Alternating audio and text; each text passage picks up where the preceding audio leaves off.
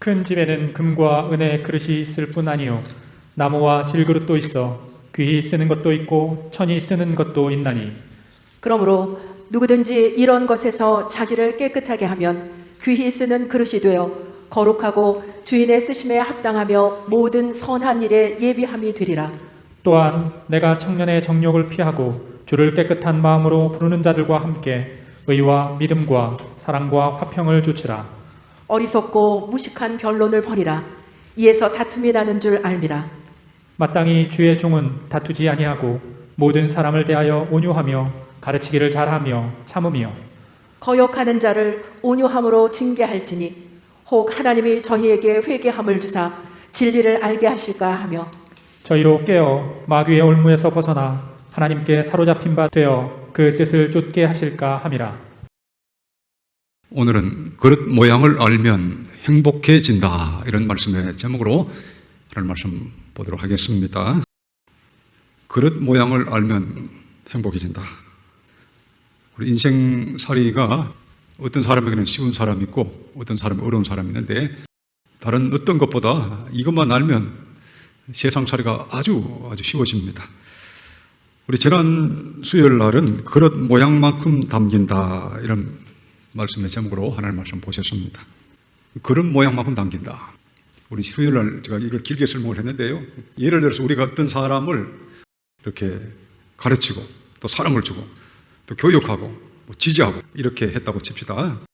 우리 일반적으로 생각하면 우리가 사랑을 계속 주고 열심히 공을 들이고 하면 상당히 잘하지 않을까, 이렇게 생각을 합니다.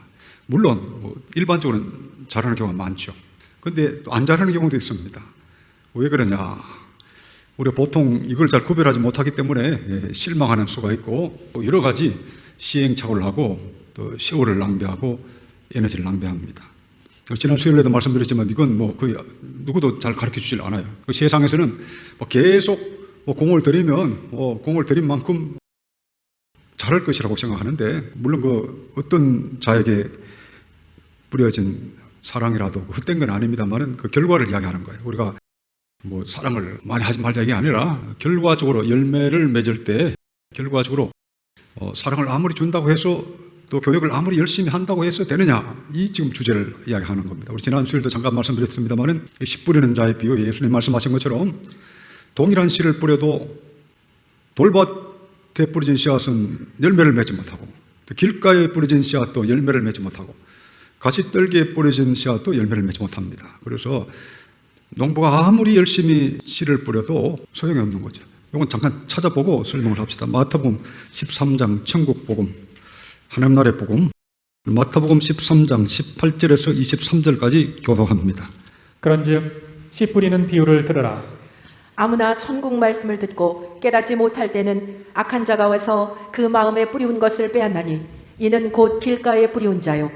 돌밭에 뿌리웠다는 것은 말씀을 듣고 즉시 기쁨으로 받되 그 속에 뿌리가 없어 잠시 견디다가 말씀을 인하여 환난이나 핍박이 일어나는 때에는 곧 넘어지는 자요. 가시떨기에 뿌리웠다는 것은 말씀을 들으나 세상의 염려와 재리의 유혹에 말씀이 막혀 결실지 못하는 자요. 좋은 땅에 뿌리웠다는 것은 말씀을 듣고 깨닫는 자니 결실하여 혹 100배, 혹 60배, 혹 30배가 되느니라 하시더라. 23절 보시면 좋은 땅에 뿌리웠다는 것은 말씀을 듣고 깨닫는 자니 결실하여 혹 100배, 혹 60배, 혹 30배가 되느니라.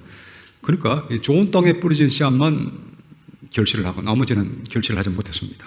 이거를 우리 많은 사람들이 잘 몰라요. 그래서 그냥 무조건 상대방의 어떤 그 기초 소양을 제대로 알지 못한 채로 계속 공을 들이면 되지 않을까, 그런 생각을 많이 합니다. 결국은 이건 제가 오랜 기간 동안 영혼들을 돌보고 이렇게 가르쳐 본 결과, 또 경험적으로 또 깨달은 것이기도 합니다.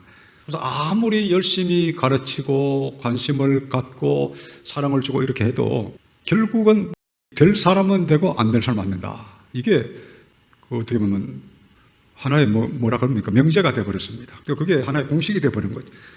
우리 생각에는 열심히 사랑을 주고 관심을 주고 지지하고 하면 잘할 것으로 생각하는데, 실제로 목회를 시작하고 지금까지 돌이켜보면 그런 경우가 많아요. 교회인들이 누가 오면 누구를 제가 차별하겠습니까? 동일하게 사랑을 주잖아요. 그리고 특별히 뭐 옛날 같으면 또 교인 수가 많지가 않을 때는 또 새신자들이나 우리 일반 성도들 자주 만났죠.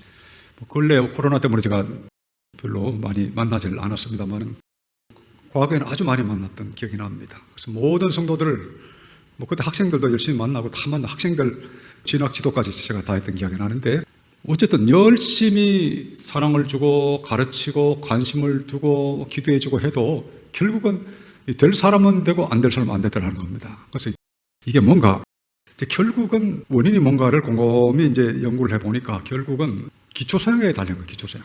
본인의 그릇의 모양에 달린 거죠. 우리 기초소양이라고 하면 영성, 지성, 감성, 도덕성 이런 걸 이야기하는데 기초소양에 있어서 어느 정도의 수준이 되면 희망이 있어요. 자라갑니다. 상중하라고 그랬을 때 중 정도만 돼도 자라가죠. 중 정도 되면 이제 정체된 상태가 많다고 보면 크게 나눠서 중 정도 이상만 되면 어느 정도 씨를 열심히 뿌리고 잡초를 뽑고 하면 자랍니다. 옥토는 그냥 100배, 60배, 30배 결절하는 거고 중하면 우리 교회는 C타입이라고 그러는데 좀 연약한 성도들은 그냥 현상 유지 정도를 하죠. 그런데 현상 유지가 안 되고 전혀 또 안 자는 사람도 있습니다. 이게 뭐냐? 결국은 그 마음 밭이죠. 기초소양. 기초소양에 어떤 영성에 문제가 있다든지 또 지성에 문제가 있다든지 도덕성에 문제가 있다든지 감성에 문제가 있을 때 못 자랍니다. 특별히 이 중에 제일 크게 영향을 받는 것이 영성의 문제, 그 다음에 도덕성의 문제. 신앙생활에 있어서는 영성, 하나님을 경외하는 기본적 마음이 있느냐, 영적인 하나님 나라를 사모하는 기본적 마음이 얼마나 있느냐, 이 자질이 아주 굉장히 중요합니다. 이게 없이 이런저런 이유로 교회에 나와서 또 열심히 또 전도하고 이런 사람도 있어요. 영성이 전혀 없는데 과거에 보면 하나님의 존재를 인식합니까? 하면 전혀 인식하지 못하는데 엄청나게 전도하고 열심히 했던 그런 사람들 지금 안 나옵니다만.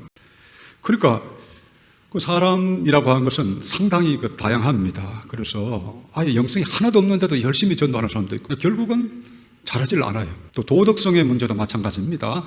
이 도덕성, 이타적인 마음이죠. 도덕성이 양심의 문제인데 양심에 관심이 있어야 회개도 하고 기도도 하고 또 성화되기 위해서 노력도 하는데 양심이 아주 그냥 상중하했을 때 하급에 속하는 사람이 있습니다. 예를 들면 그래서 총점이 예를 들면 지성, 머리는 똑똑한데 영성이 좀 많이 떨어지고 도덕성이 많이 떨어진다.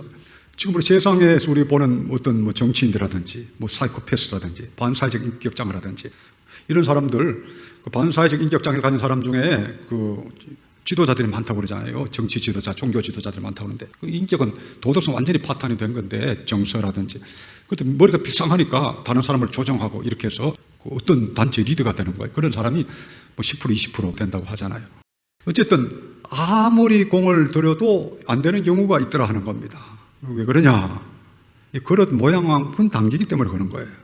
아무리 사랑을 주고 말씀을 주고 막 성령의 은총이 내리도록 기도하고 이렇게 위에서 중보하고 이러면 돼야 되잖아요. 인간적으로 생각하면. 그래서 우리가 강아지 키우는 게 목회하는 것보다 낫다 이런 생각이 가끔 들 정도로 강아지들은 모르긴 몰라도 제가 강아지를 잠깐 키워봤기 때문에 아주 오랜 고등학교도 키워봤기 때문에 기억이 까물까물합니다만 이 동물들은 일단 이렇게 사랑을 주는 만큼 이렇게 반응하는 것 같아요. 동물들은 그렇게 복잡하지 않고 사랑을 주는 만큼 반응을 하는데 인간들은 아무리 사랑을 줘도 이게 반응 안 할 수가 있는 겁니다. 이게 인간입니다. 그래서 타락한 인간이 무서운 거예요. 그래서 동일한 사랑을 주고 관심을 줘도 이게 안 되는 사람들이 있다. 결국은 뭐냐?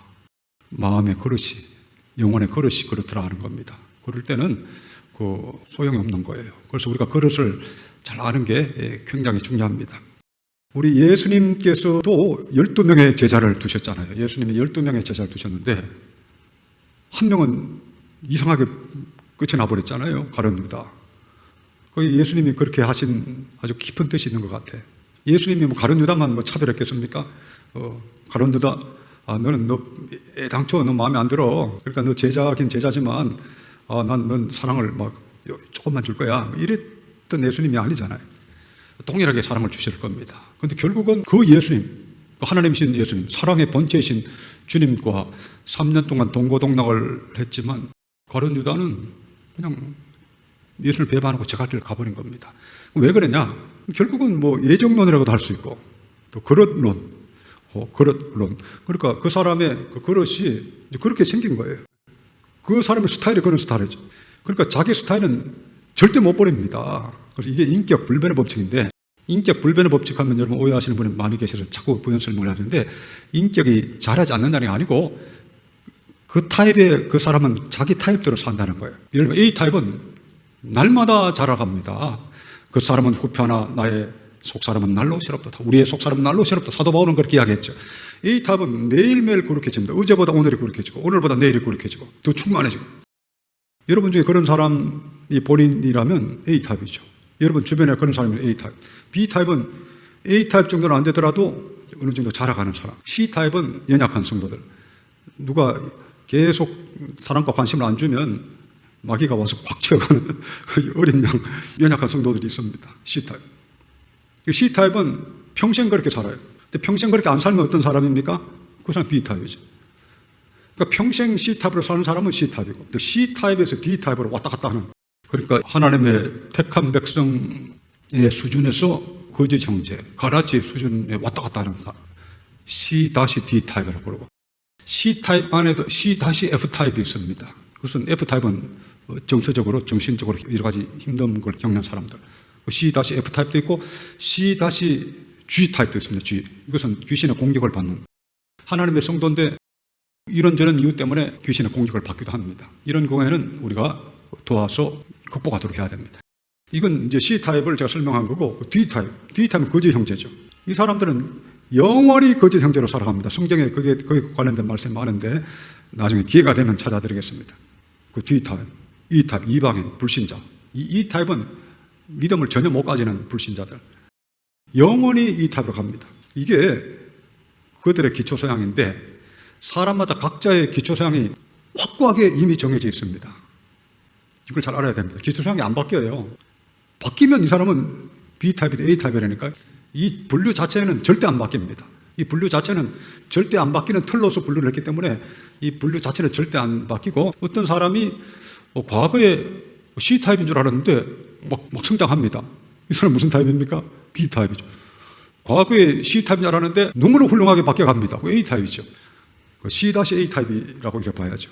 그러니까 그건 그대로 가는 거예요. 그 어떤 자기의 기초적 그릇이 항상 정해져 있습니다. 그걸 잘 알면 우리가 다른 사람을 도울 때 도움이 됩니다. 다시 한번 우리 마태 13장 23절 보겠습니다.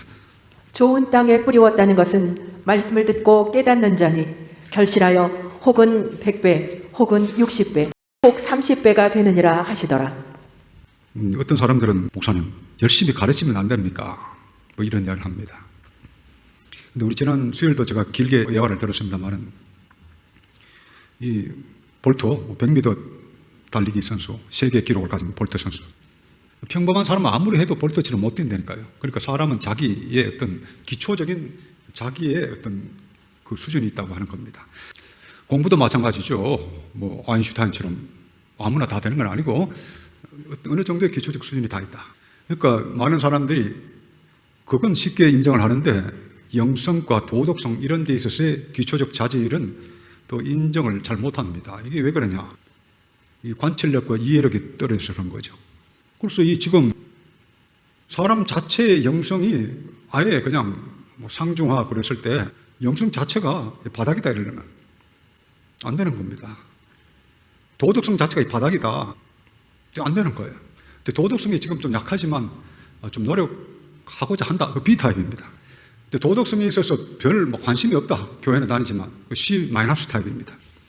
근데 자기 악한 것인 줄도 모르고 악을 행하는 사람이 D 타입, E 타입 이런 타입이죠.